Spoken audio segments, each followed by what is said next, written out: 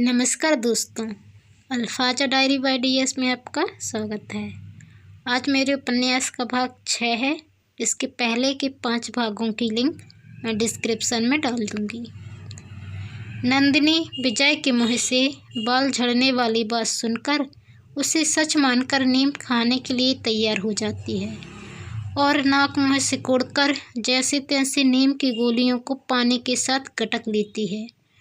उसके बाद नंदिनी की माँ उसे कुछ मीठा खिला देती है, जिससे नंदिनी की कड़वाहट भूल जाती है।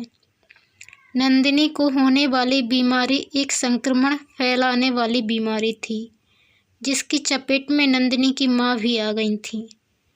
घर की दोनों महिलाओं को बीमारी ने जकड़ रखा था। ऐसे में घर संभालना, रसोई बनाना व दोनों की देखभाल करना नंदिनी के पिता के लिए बहुत मुश्किल हो रहा था। विजय को एक तरह से इस घर ने जीवन दान दिया था, इसलिए ऐसी कठिन परिस्थिति में नंदिनी के परिवार का हर तरह से साथ देना विजय का परम कर्तव्य था, जिसे विजय ने बखूबी निभाया भी।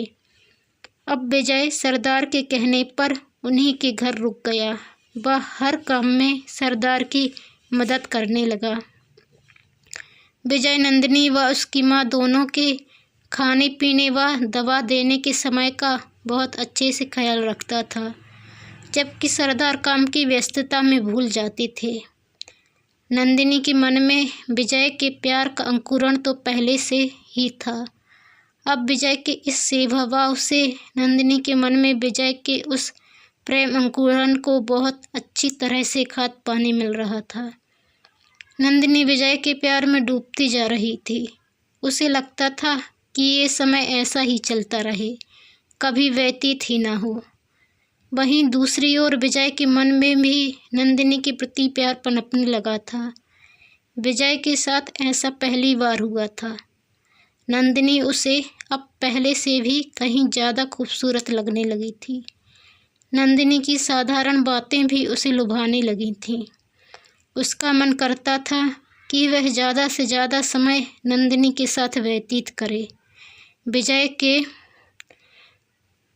दिलो दिमाग पर अब हर समय नंदिनी ही छाई रहती थी, पर प्यार के मामले में एकदम फिसड्डी विजय समझ ही नहीं पा रहा था कि ये क्या है। विजय इस बात को समझ ही नहीं पा रहा था कि उसे नंदिनी से प्यार हो गया है।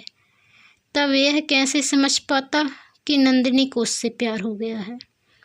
पर नंदिनी अच्छे से समझती थी कि उसके दिल पर विजय का राज हो गया है। विजय की आंखों में नंदिनी को अपने लिए प्यार तो दिखता था और उसे महसूस कर वह बहुत खुश भी हो जाती थी।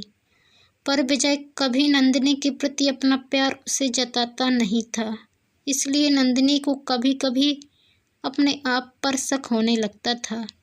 उसे लगता था कि वह किसी गलतफहमी में तो नहीं है विजय के प्यार को लेकर, और यह सोच कर ही वह बहुत दुखी हो जाती थी।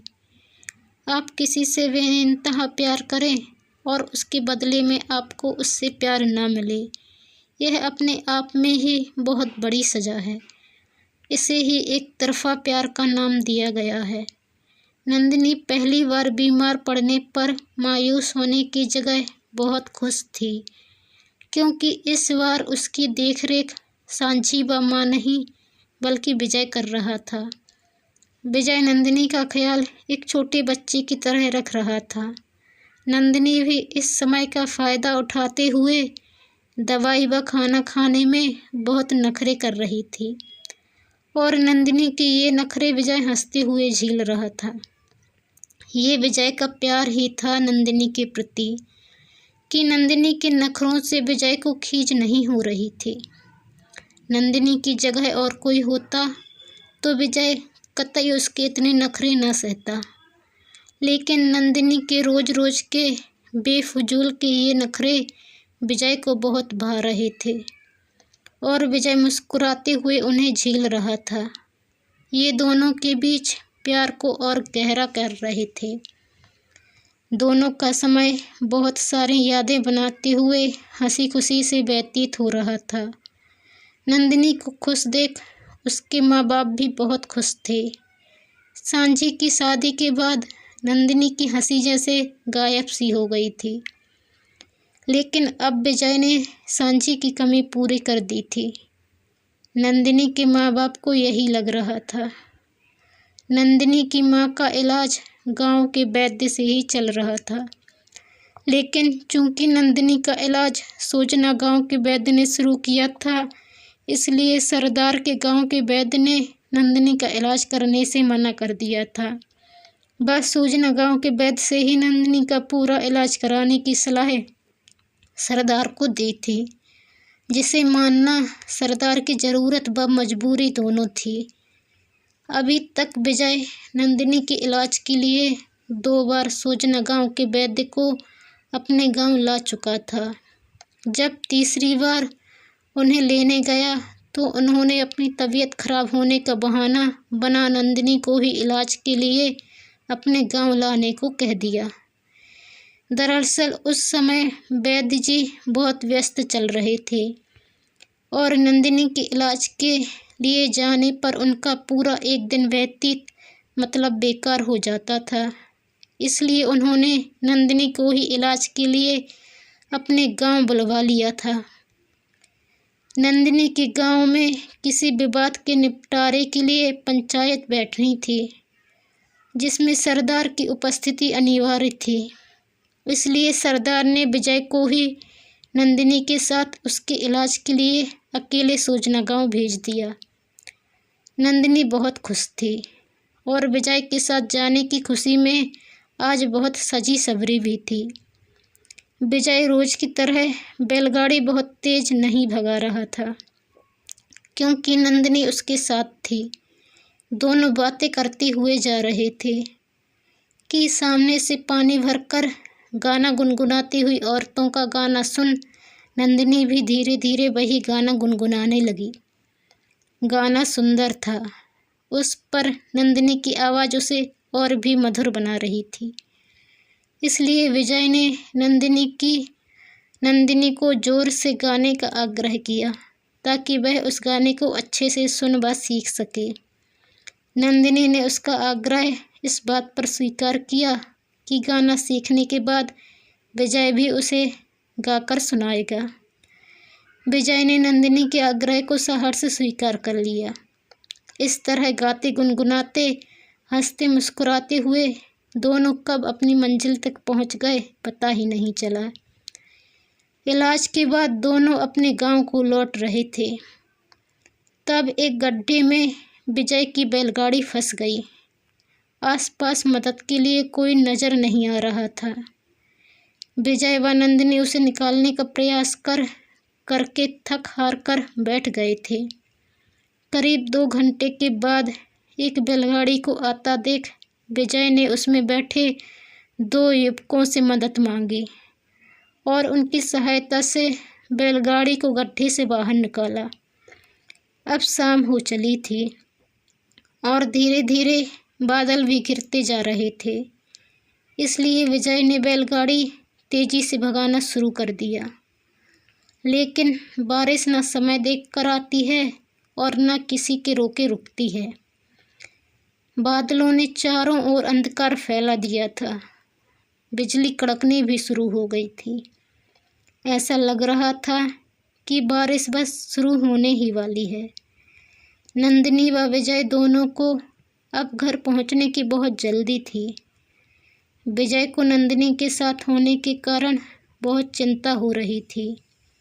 नंदिनी बीमार थी, ऐसे में उसका बारिश में भीगना उसकी सेहत के लिए अच्छा नहीं था। विजय इस सोच में डूबा था कि क्या करे, नंदिनी को बारिश में भीगने से कैसे बचाए। तभी उसे एक पुराना सा मंदिर दिखाई दिया। नंदिनी भी बहुत डरी हुई थी। उसे बारिश से ज़्यादा डर रात होने का लग रहा था। हल्की बारिश होने लगी थी, लेकिन गरजते व गहराते बादल तेज बारिश होने की ओर साफ इशारा कर रहे थे और इसी इशारे को समझकर विजय ने बैलगाड़ी को मंदिर के पास रोक लिया और बैलों को एक तरफ मंदिर के खंभे से बांध दिया, ताकि उन्हें भी बारिश की मार न झेलनी पड़े। दोनों बहुत हद तक भीग चुके थे। मंदिर के अंदर आते ही बाहर तेज बारिश शुरू हो गई थी। विजय व नंदिनी दोनों को इस तरह मंदिर में शरण लेना अच्छा नहीं लग रहा था, लेकिन मजबूरी थी। जैसे तैसे वह बारिश सह लेते, लेकिन उनके साथ 2 बैल भी थे। वैसे भी बारिश में बैलगाड़ी चलाना आसान नहीं होता, यह दोनों बखूबी जानते थे। इसलिए नंदिनी बिना कोई बहस या विरोध किए विजय के कहने पर मंदिर में रुककर बारिश के थमने का इंतजार करने लगी। मंदिर के अंदर विजय व नंदिनी के अलावा कोई भी नहीं था।